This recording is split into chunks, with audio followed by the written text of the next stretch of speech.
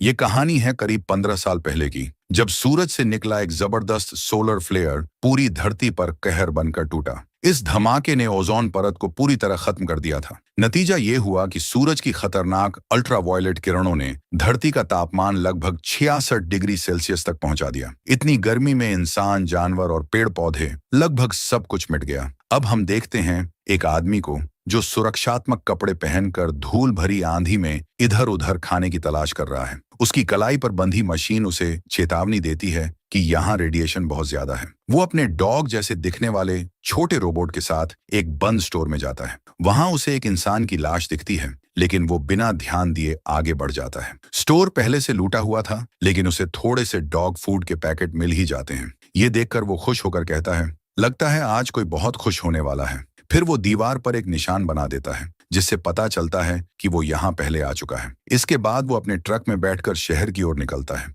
रास्ते में खड़ी गाड़ियों को धक्का मारते हुए वो मस्ती मस्ती में गाड़ी चला रहा होता है, लेकिन तभी उसकी डिवाइस फिर से बीप करने लगती है और सामने से एक बहुत बड़ा धूल का तूफान आता दिखता है। वो तुरंत ट्रक घुमाता है और तेजी से अपने ठिकाने की तरफ भागता है और आखिरकार वक्त रहते वो सुरक्षित पहुंच जाता है। अब हम जानते हैं इस आदमी का नाम फिंच है। पहले वो एक बड़ी रोबोट कंपनी में इंजीनियर था और आज उसी पुरानी फैक्ट्री में अपने डॉग और एक छोटे से सहायक रोबोट के साथ रह रहा है। फिंच अपने डॉग को खाना खिलाता है और फिर लेबोरेटरी में चला जाता है। वहां से वो कुछ जरूरी किताबें निकाल कर उन्हें स्कैन करता है।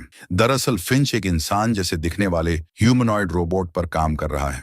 वजह यह है कि फिंच एक खतरनाक बीमारी से जूझ रहा है और उसे पता है कि उसका वक्त अब ज्यादा नहीं बचा। इसलिए वो चाहता है कि उसके बाद कोई तो हो जो उसके प्यारे डॉग की देखभाल कर सके। कई कोशिशों के बाद आखिरकार एक दिन उसकी मेहनत रंग लाती है और रोबोट अचानक बोल उठता है। ये देखकर फिंच की खुशी का ठिकाना नहीं रहता। वो अपने डॉग से हंसकर कहता है, मुबारक हो, तुम्हें एक नया दोस्त मिल गया। इसके बाद फिंच रोबोट से सवाल जवाब करने लगता है। रोबोट बताता है कि उसके 4 नियम हैं। पहला, कोई भी रोबोट इंसान को नुकसान नहीं पहुंचा सकता। दूसरा, इंसान को खतरे में नहीं डालेगा। और सबसे अहम चौथा नियम यह है कि अगर फिंच कभी मौजूद ना रहा तो ये रोबोट हर हाल में डॉग की देखभाल करेगा। ये सुनकर फिंच को चैन मिलता है, लेकिन तभी अचानक बिजली चली जाती है। फिंच तुरंत छत पर चढ़कर लाइट सिस्टम ठीक करता है। तभी उसे दिखता है कि एक बहुत बड़ा तूफान उनकी तरफ बढ़ रहा है। फिंच तुरंत नीचे आकर रोबोट को मौसम की मशीन से जोड़ देता है और कहता है, मुझे पूरा मौसम का डाटा चाहिए। रोबोट बताता है कि तूफान अगले 24 घंटे में यहाँ पहुंच जाएगा और बेहद खतरनाक होगा।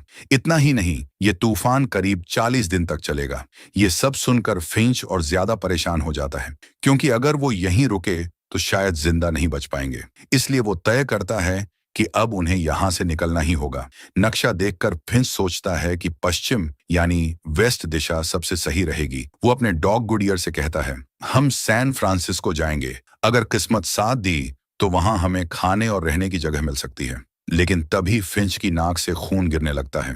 ये साफ इशारा था कि उसके पास ज्यादा वक्त नहीं है।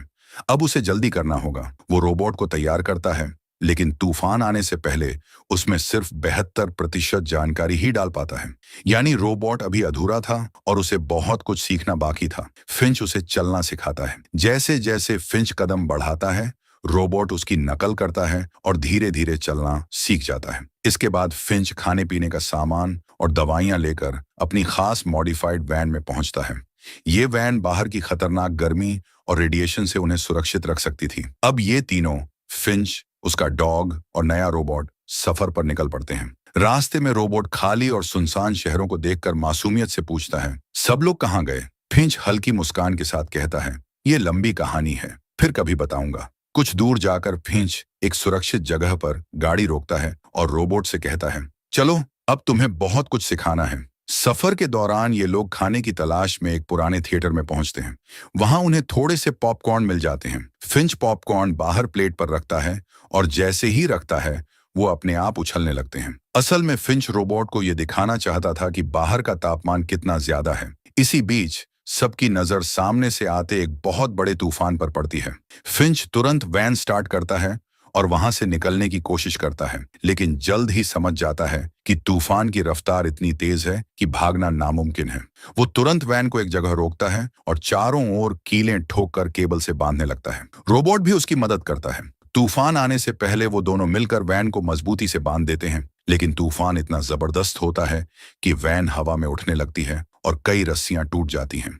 फिर भी किस्मत से वो लोग बच जाते हैं। तूफान थमने के बाद फिंच बाहर आता है और देखता है कि वैन का एक टायर खराब हो चुका है। ये देखकर वो परेशान हो जाता है क्योंकि स्पेयर टायर तो था लेकिन जैक नहीं था। तभी रोबोट अपनी ताकत दिखाता है, वो अपने हाथ से ही वैन को ऊपर उठा लेता है। फिंच आराम से टायर बदल लेता है। ये देखकर फिंच खुश हो जाता है और रोबोट से कहता है, आज तुमने कमाल कर दिया। अब मुझे लगता है तुम्हें एक नाम देना चाहिए।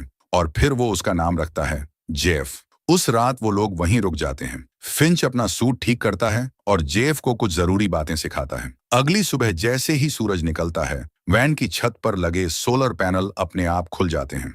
तभी फिंच की नींद खुलती है और वो देखता है कि जेफ डॉग की नकल कर रहा है। फिंच हंसते हुए कहता है, सुबह सुबह इतना शोर मत करो। इस पर जेफ कहता है, मुझे लगता है डॉग मुझे पसंद नहीं करता। फिंच जवाब देता है, ऐसा नहीं है, बस उसे तुम पर अभी भरोसा नहीं हुआ है। अब फिंच अपने अगले सफर पर निकल पड़ता है। काफी दूर जाने के बाद अचानक उसकी तबीयत बिगड़ने लगती है। तभी जेफ ड्राइव करने की बात करता है, लेकिन फिंच हंसकर कहता है, नहीं, तुम अभी कल ही पैदा हुए हो।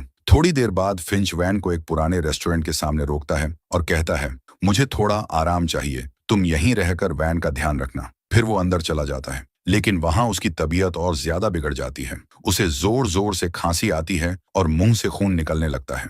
जेफ की आवाज सुनकर गुडईयर भी दौड़कर उसके पास आ जाता है। अब वैन में जेफ अकेला रह जाता है। तभी उसका दिमाग तेजी से काम करने लगता है और वो कूदकर ड्राइविंग सीट पर बैठ जाता है। जेफ गाड़ी चलाने की कोशिश करता है, लेकिन वैन सीधा एक गाड़ी से टकरा जाती है। बाहर से फिंच ये सब देख लेता है, लेकिन बिना यूवी सूट के वो धूप में बाहर नहीं जा सकता था। इसीलिए वहीं खड़े होकर जेफ से चिल्लाकर कहता है, तुम अभी वैन चलाने के लिए तैयार नहीं हो, मेरा सूट मुझे ला दो ताकि मैं वैन तक आ सकूं। लेकिन जेफ उसकी बात ठीक से समझ नहीं पाता और दोबारा वैन को चालू कर देता है और फिर से टकरा देता है। ये देखकर फिंच गुस्से में आ जाता है। वो जेफ को पास बुलाता है और जैसे ही अपना हाथ धूप में बाहर निकालता है, उसकी त्वचा जलने लगती है। फिंच गंभीर होकर कहता है, माना कि तुम कल ही बने हो, लेकिन अब तुम्हें बड़ा होना पड़ेगा। मैंने तुम्हें इसलिए बनाया है ताकि तुम इस डॉग का ध्यान रख सको, क्योंकि ये तुम्हारी तरह धूप में जिंदा नहीं रह सकता। अब फिंच को एहसास होता है कि वक्त आ गया है जेफ को ड्राइविंग सिखाने का। वो धीरे धीरे उसे गाड़ी चलाना सिखाने लगता है। जेफ की सीखने की क्षमता बहुत तेज थी। थोड़े ही समय में वो सही तरह से वैन चलाना सीख जाता है। जेफ को गाड़ी चलाना सीखते देख फिंच बहुत खुश हो जाता है।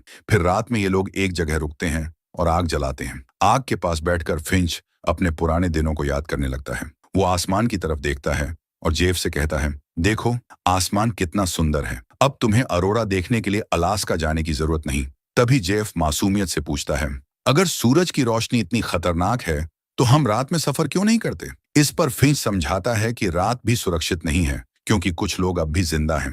वो दिन में छिपे रहते हैं और रात होते ही बाहर निकलकर दूसरों पर हमला करते हैं। ऐसे लोग खाने पीने का सामान छीनने के लिए जान तक ले सकते हैं। ठंडी रात में फिंच वैन के अंदर सोने चला जाता है, जबकि जेफ बाहर आग के पास बैठा रहता है। अगली सुबह अचानक वैन से खांसने की आवाज आती है। जेफ दौड़कर अंदर जाता है और देखता है कि फिंच उल्टियां कर रहा है और उसकी हालत बहुत खराब है।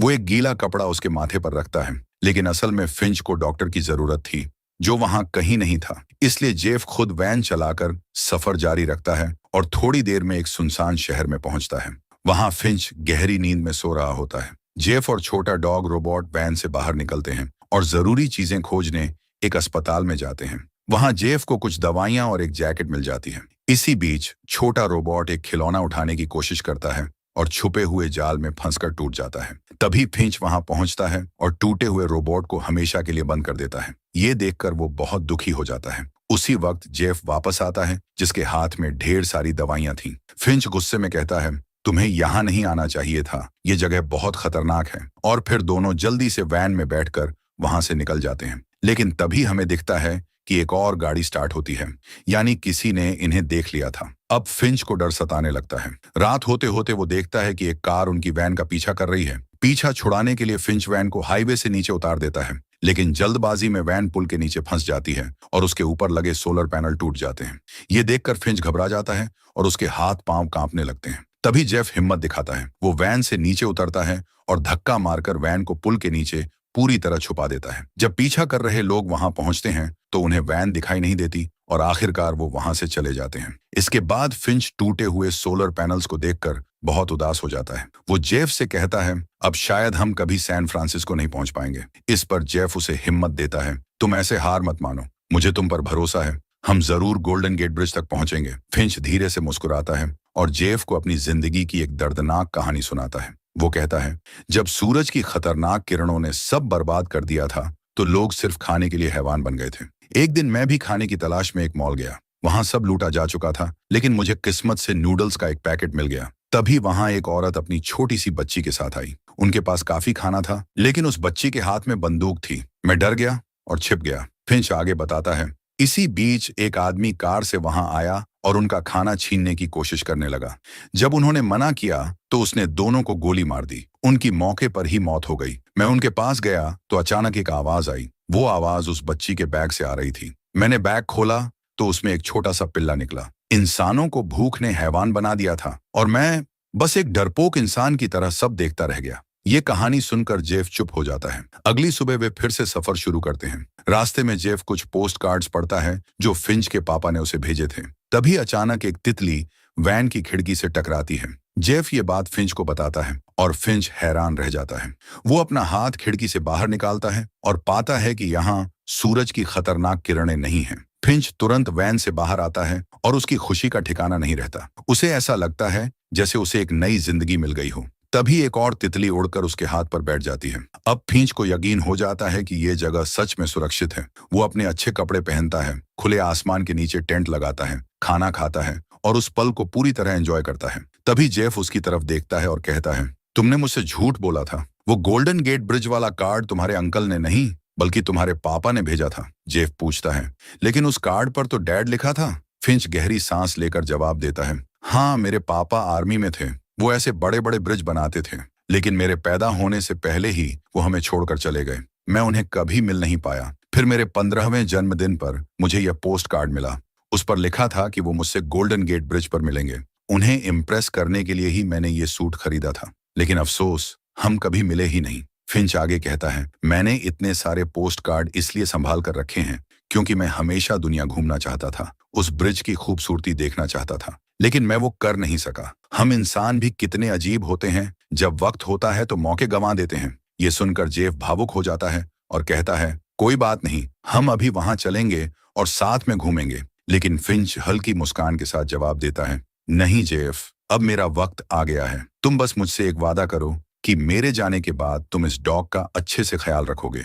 जेफ सिर हिलाकर वादा करता है। इसके बाद फिंच अपने डॉग के साथ खेलना शुरू करता है और जेफ को भी शामिल होने के लिए कहता है, लेकिन डॉग अब भी जेफ पर भरोसा नहीं करता और हर बार बॉल लाकर फिंच को ही देता है। फिंच मुस्कुराता है और कहता है, कोई बात नहीं, जल्दी ही तुम दोनों अच्छे दोस्त बन जाओगे। लेकिन तभी अचानक फिंच को खून की उल्टी हो जाती है। उसकी तबीयत तेजी से बिगड़ने लगती है। वो समझ जाता है कि अब उसका आखिरी वक्त आ गया है। फिंच जेफ का हाथ पकड़ता है और जेफ भावुक होकर उसे गले लगा लेता है। ये पल दोनों के लिए बहुत ही इमोशनल होता है। फिंच अब ज्यादा कुछ नहीं बोल पाता। वह वैन के अंदर जाकर लेट जाता है। आखिरी पलों में वह सिर्फ अपने डॉग गुडईयर को प्यार से सहलाता है और धीरे धीरे इस दुनिया को हमेशा के लिए अलविदा कह देता है। उधर बाहर जेफ सामान समेट रहा होता है, तभी उसे गुडईयर के रोने की आवाज सुनाई देती है। उसी पल जेफ समझ जाता है कि फिंच अब नहीं रहा। भारी मन से वह वहीं पर उसका अंतिम संस्कार करता है। अगली सुबह गुडईयर बहुत उदास दिखता है, लेकिन जेफ वही करता है जो फिंच ने उसे सिखाया था। वह उसे खाना खिलाता है, प्यार करता है और उसके साथ बॉल खेलता है। धीरे धीरे दोनों के बीच भरोसा और दोस्ती बनने लगती है। इसके बाद जेफ और गुडईयर सैन फ्रांसिस्को की ओर निकल पड़ते हैं। करीब 18 घंटे का लंबा सफर तय करने के बाद आखिरकार वे गोल्डन गेट ब्रिज पर पहुंच जाते हैं। वही जगह जिसे देखने की ख्वाहिश फिंच ने पूरी जिंदगी दिल में दबा कर रखी थी। जेफ और गुडईयर पुल पर खड़े होकर उसकी खूबसूरती को निहारते हैं। उस पल में जेफ फिंच को याद करता है और उसकी याद में वह पोस्ट कार्ड वहीं पुल पर चिपका देता है जिस पर तीनों का स्केच बना हुआ था। तभी जेफ की नजर वहां पड़े एक और नोट पर जाती है। उसमें एक लड़की का नाम, एक पता और ये लाइन लिखी होती है, हम लोग सुरक्षित हैं। अगर कोई ये नोट पढ़ रहा है तो हम इस पते पर मिलेंगे। ये पढ़कर जेफ की आंखों में उम्मीद की किरण जग जाती है। वह गुडईयर के साथ उस जगह की तलाश में निकल पड़ता है ताकि वह बाकी बचे हुए लोगों से मिलकर एक नई शुरुआत कर सके। और इसी खूबसूरत और इमोशनल मोमेंट के साथ ये मूवी खत्म हो जाती है। अगर आपको यह वीडियो अच्छी लगी हो तो हमारे चैनल को सब्सक्राइब कीजिए और वीडियो को लाइक और शेयर करना बिल्कुल मत भूलना। मिलते हैं अगली वीडियो में एक और धमाकेदार कहानी के साथ। तब तक के लिए धन्यवाद।